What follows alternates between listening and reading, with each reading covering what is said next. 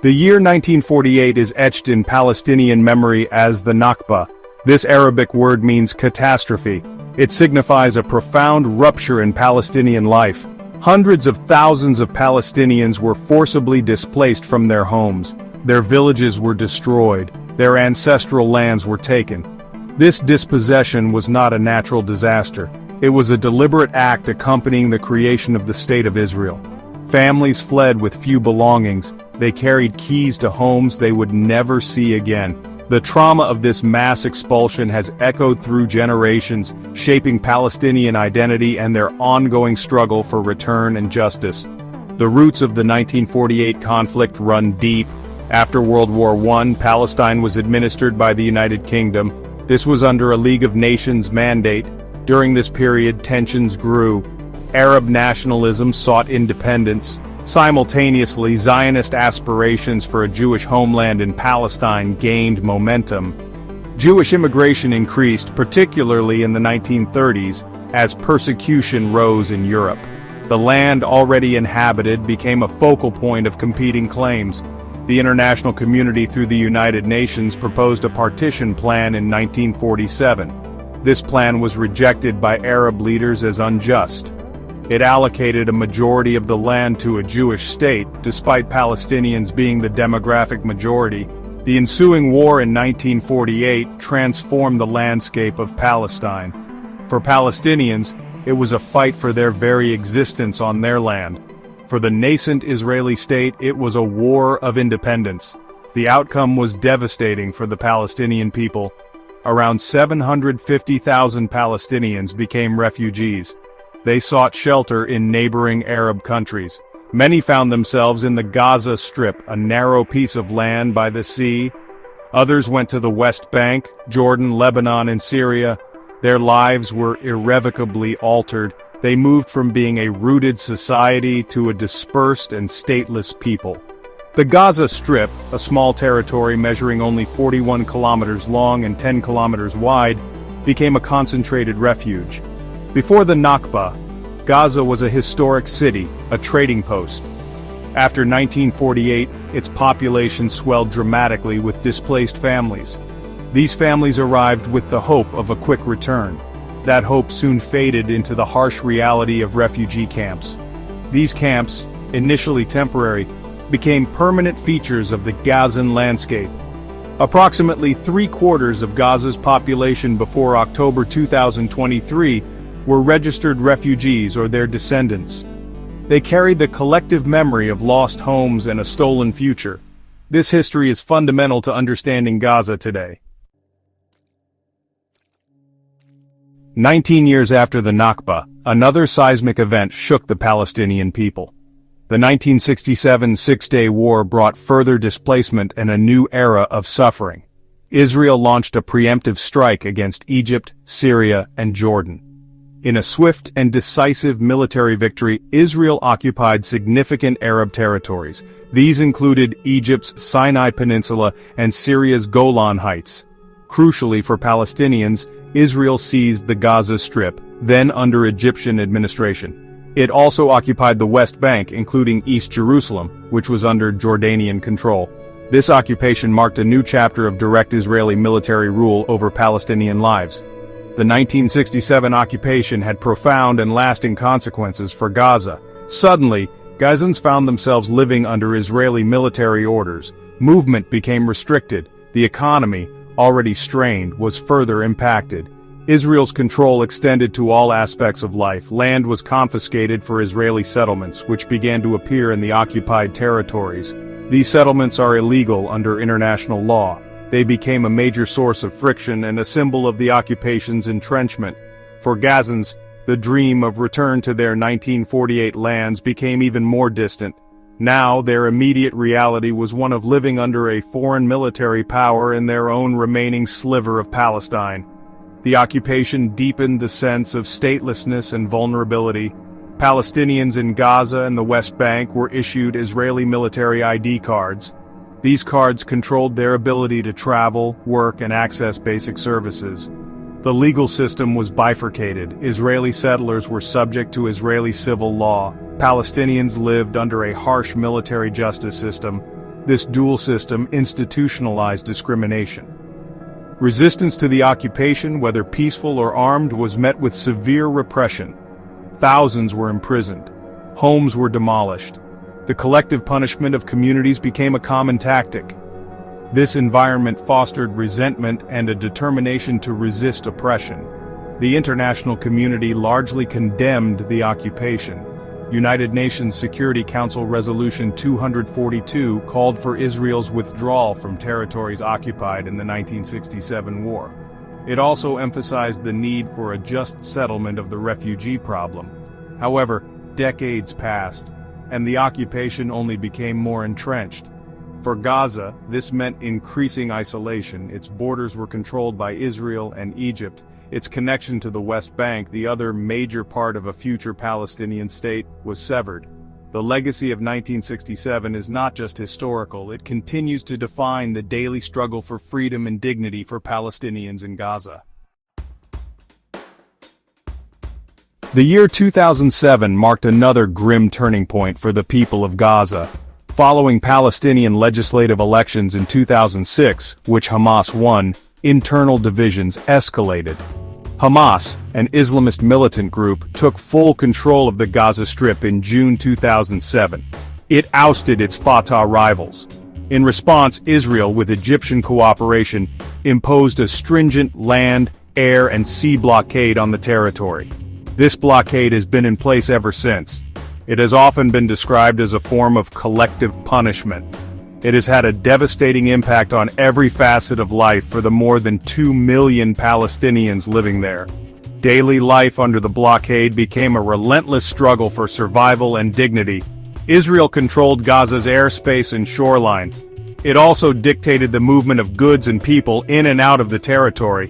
This meant severe restrictions on imports, including essential items like food, medicine, and construction materials. Exports were virtually banned. The economy collapsed under the weight of these restrictions. Unemployment rates soared, becoming among the highest in the world. Widespread poverty became the norm. The majority of Gazans became dependent on international food aid to survive. The once vibrant fishing industry was crippled, as fishermen were restricted to a tiny sliver of Gaza's coastal waters. Despite these immense hardships, Gazans demonstrated remarkable resilience. They found ways to adapt and endure. Daily routines, though constantly challenged, continued. Children went to school. People sought work, however scarce. Families gathered, preserving social bonds and cultural traditions. There was a strong sense of community. Neighbors helped neighbors. Small businesses struggled to operate, often using ingenious methods to overcome shortages. Underground tunnels to Egypt became a lifeline for a period, bringing in goods otherwise unavailable. However, these tunnels were also a source of danger and were frequently targeted. The healthcare system in Gaza was under immense strain even before the major escalation of October 2023. The blockade severely limited the entry of medical supplies, equipment, and medications.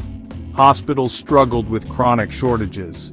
Patients needing specialized treatment often faced insurmountable obstacles in obtaining permits to leave Gaza.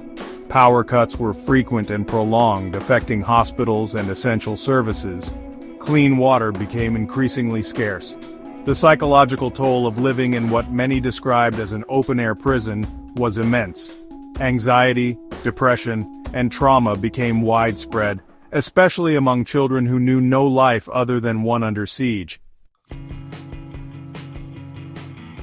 The fragile and besieged existence in Gaza was shattered by a major Israeli military offensive in late 2008.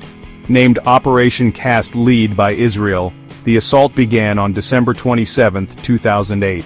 It lasted for 3 brutal weeks, into January 2009. The stated aim was to stop rocket fire from Gaza into southern Israel. However, the scale and intensity of the Israeli response were overwhelming. It involved massive aerial bombardments, artillery shelling, and a ground invasion. Densely populated civilian areas were heavily hit. The infrastructure, already weakened by the blockade, suffered extensive damage. The human cost of Operation Cast Lead was catastrophic for Gazans. Around 1,400 Palestinians were killed.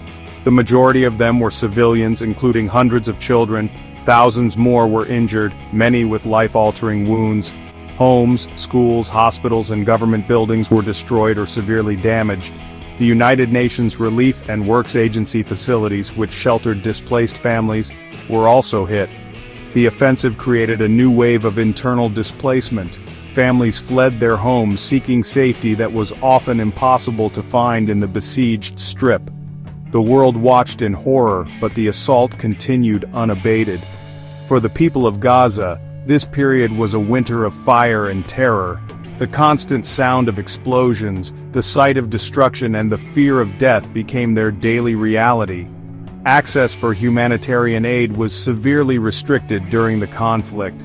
Medical teams struggled to cope with the sheer number of casualties. They faced shortages of blood, medicine, and equipment. The psychological trauma inflicted, especially on children, was profound. Many witnessed horrific scenes of violence and loss. The sense of helplessness and abandonment by the international community was palpable. The offensive deepened the existing humanitarian crisis. In the aftermath of Operation Cast Lead, the challenges of rebuilding were immense.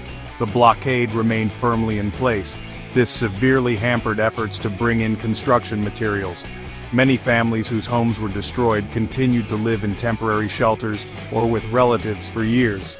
The international community pledged aid, but its delivery was often delayed or blocked. The offensive left deep scars on the Gazan psyche. It reinforced the cycle of violence and despair. It also highlighted the asymmetric nature of the conflict. The power imbalance between a heavily armed state and a besieged population was starkly evident. Section 5. Echoes of War. The conflicts of 2012 and 2014. The devastating assault of 2008 to 2009 was not an isolated event. It was part of a recurring pattern of intense conflict. In November 2012, Israel launched another major military operation in Gaza. It was codenamed Operation Pillar of Defense. This 8-day offensive began with the assassination of Ahmed Jabari, the chief of Hamas's military wing.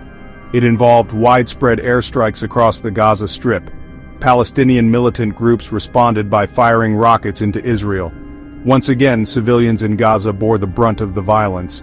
Over 170 Palestinians were killed, including many civilians and children. Infrastructure suffered further damage. The relative calm that followed the 2012 conflict was short-lived. In the summer of 2014, the region plunged into an even more destructive war. Operation Protective Edge, as Israel named it, lasted for 50 days, from July to August 2014. It was triggered by a series of events, including the kidnapping and murder of 3 Israeli teenagers in the West Bank. Israel blamed Hamas. This was followed by a crackdown on Hamas members. Rocket fire from Gaza increased. The Israeli response was a massive air and ground assault. It was the longest and deadliest conflict in Gaza since the 1967 occupation. The scale of destruction during Operation Protective Edge was staggering. Over 2,200 Palestinians were killed. The vast majority were civilians, with more than 500 children among the dead. On the Israeli side, 67 soldiers and 6 civilians were killed. Tens of thousands of homes in Gaza were destroyed or damaged. This left over 100,000 people homeless. Critical infrastructure, including power plants, water facilities, and hospitals, was severely impacted. Entire neighborhoods were flattened. The United Nations and human rights organizations documented widespread violations of international humanitarian law by both sides. Accusations of war crimes were leveled. For Gazans, the summer of 2014 was a period of unrelenting terror and loss. Families were forced to flee their homes multiple times. They sought shelter in UNRWA schools, which themselves came under attack. The constant bombardment, the lack of safe havens, and the inability to escape the besieged strip created an atmosphere of profound fear. The long-term consequences were devastating. The economy was shattered. The healthcare system was overwhelmed. The psychological impact, particularly on children who had already lived through previous wars, was immense. The slow pace of reconstruction, hindered by the ongoing blockade, meant that many remained displaced for years. Section 6. Renewed devastation. The hostilities of 2021. The cycle of violence continued. In May 2021, another major escalation erupted between Israel and Palestinian militant groups in Gaza. This conflict, which lasted for 11 days, was referred to by Israel as Operation Guardian of the Walls. Tensions had been rising for weeks. This was due to planned evictions of Palestinian families from their homes in the Sheikh Jarrah neighborhood of East Jerusalem. Israeli police raids on the Al-Aqsa Mosque compound during Ramadan also inflamed protests. Hamas issued an ultimatum to Israel to withdraw its forces from these sensitive sites. When the ultimatum expired, Hamas fired rockets towards Jerusalem. Israel responded with an intense bombing campaign across the Gaza Strip. Hundreds of airstrikes targeted residential buildings, media offices, roads, and other infrastructure. Palestinian militant groups fired thousands of rockets towards Israeli towns and cities. The human cost in Gaza was, once again, disproportionately high. At least 256 Palestinians were killed, including 66 children and 40 women. Over 2,000 Palestinians were injured. In Israel, 13 people were killed, including 2 children and a soldier, by rocket fire from Gaza. The destruction of infrastructure in Gaza further exacerbated the already dire humanitarian situation. The 2021 conflict highlighted the extreme vulnerability of Gaza's civilian population. Many lived in densely packed urban areas. Airstrikes on multi-story residential buildings caused significant civilian casualties and widespread homelessness. The targeting of key infrastructure, such as roads leading to hospitals, hampered emergency medical services.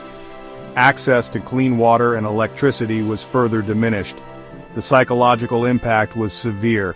Families endured sleepless nights under bombardment. Children suffered from fear and anxiety. The sense of insecurity was pervasive. Each new conflict added another layer of trauma to a population already scarred by decades of occupation and siege. The aftermath of the 2021 hostilities saw renewed calls for a sustainable ceasefire. International efforts focused on de-escalation and humanitarian aid. However, the fundamental issues driving the conflict remained unaddressed. The blockade continued. The occupation persisted. The prospects for a just and lasting peace seemed as remote as ever. For the people of Gaza, the brief respite between conflicts was merely a prelude to the next round of violence. They were trapped in a cycle of destruction and reconstruction. Their resilience was constantly tested. Their hopes for a normal life, free from fear and want, were repeatedly shattered. Section 7. A Dispersed People. The Global Palestinian Struggle. The plight of Palestinians is not confined to the borders of Gaza and the West Bank. It is a global story of displacement, dispossession, and enduring struggle. Millions of Palestinians live as refugees in neighboring Arab countries. Jordan, Lebanon, and Syria host large Palestinian refugee populations. Many still reside in decades-old refugee camps. These camps often lack basic infrastructure and services. Living conditions can be harsh. Opportunities for education, employment, and a dignified life are severely limited. These communities face ongoing political instability and economic hardship in their host countries. Palestinians in the diaspora face various forms of oppression, discrimination, and marginalization. In many host countries, they are denied citizenship and basic civil rights. This includes the right to work in certain professions or own property. They often live in a state of legal limbo. Their refugee status is passed down through generations. The dream of returning to Palestine, their ancestral homeland, remains a central part of their identity. This right of return is affirmed by international law, specifically UN General Assembly Resolution 194. However, it has been consistently denied by Israel. Beyond the Middle East, Palestinians have dispersed across the globe. They have sought refuge and new lives in Europe, the Americas, and Australia. Even in these far-flung places, they often encounter challenges. These include racism, Islamophobia, and difficulties in integrating while preserving their cultural heritage. Many in the diaspora remain deeply connected to the struggle in Palestine. They are active in advocacy, raising awareness about the injustices faced by their people. They work to keep the Palestinian cause alive in the international arena. They provide support to those still living under occupation or in refugee camps. The Palestinian experience globally is a testament to their resilience and determination. Despite decades of adversity, they have maintained a strong sense of national identity. They have preserved their culture, traditions, and collective memory of Palestine. The struggle for self-determination, justice, and return continues to unite Palestinians wherever they are. Their plight serves as a constant reminder of an unresolved conflict. It is a conflict that has caused immense suffering and continues to demand a just and lasting solution. The world cannot ignore the cry for freedom from a people dispersed, yet united in their aspiration for a homeland. Section 8: Knowledge as Power Education Amidst Adversity in Gaza. Despite the extreme hardships imposed by decades of occupation and blockade, Gaza has consistently been noted for its remarkably high levels of education. The pursuit of knowledge is deeply ingrained in Palestinian culture. It is seen as a powerful tool of resistance and a pathway to a better future. Even amidst conflict and deprivation, families in Gaza make enormous sacrifices to ensure their children receive an education. Schools and universities, though often damaged and under-resourced, are cherished institutions. They symbolize hope and the unyielding determination of Gazans to overcome adversity. The emphasis on schooling and higher education in Gaza is extraordinary. Literacy rates are among the highest in the Arab world. A significant percentage of the population pursues university degrees. This commitment to learning persists despite overcrowded classrooms, shortages of books and equipment, and the constant threat of violence. Teachers and students often have to navigate checkpoints and dangerous routes to reach their schools. Power outages disrupt study. The psychological trauma of conflict affects concentration and learning, yet the drive to learn remains undeterred. For many young Gazans, education is their window to the world. It is their means of challenging the limitations imposed upon them. This dedication to education is a profound act of resilience. It is a refusal to be defined solely by suffering and oppression. By investing in human capital, Gazans assert their agency and their aspirations for development and progress. Universities in Gaza, though struggling with funding and academic isolation due to the blockade, strive to provide quality education. They produce graduates in various fields, including medicine, engineering, and the arts. These graduates face immense challenges in finding employment within Gaza's crippled economy.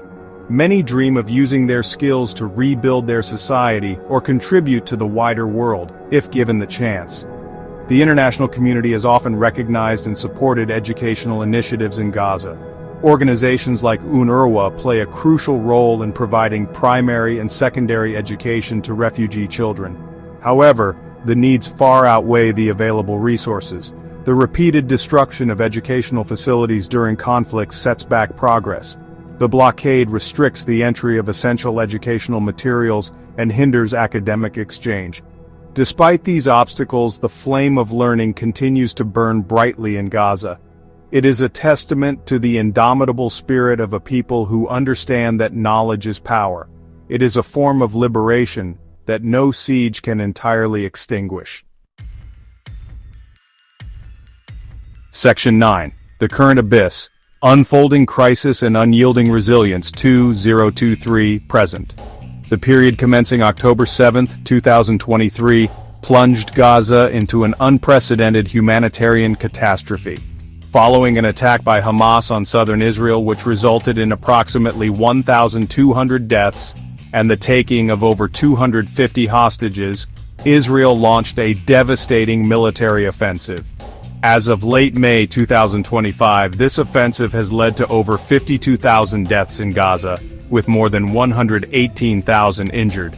The scale of destruction is immense. 90% of Gaza's population, over 2 million people, has been forcibly displaced. Many have been displaced multiple times. They live in makeshift shelters, tents, or in the open, facing unimaginable conditions. The humanitarian situation is beyond dire. Starvation and acute food insecurity affect the entire population. Reports indicate that 470,000 people, a staggering 22% of Gazans, face catastrophic hunger. Gaza's healthcare system has virtually collapsed.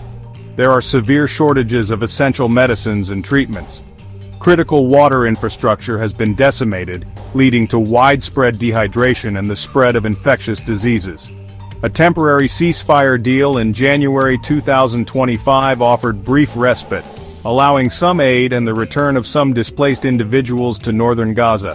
However, hostilities resumed in March 2025, deepening the crisis. For over 11 weeks leading into late May 2025, aid entry has been severely restricted. International organizations and humanitarian agencies are struggling to cope. The Palestine Red Crescent Society and the International Committee of the Red Cross have been at the forefront. They provide emergency relief, medical support, and facilitate hostage releases. PRCS staff and volunteers have distributed millions of emergency items. The ICRC established a field hospital in Rafah treating tens of thousands. Despite these heroic efforts, the needs are overwhelming. The sheer scale of the crisis, coupled with access restrictions, makes meaningful humanitarian response incredibly challenging. The world watches as a man-made famine looms and preventable diseases spread. Amidst this abyss, the resilience of the Gazan people, though stretched to its absolute limit, endures. Their spirit, though battered, is not broken.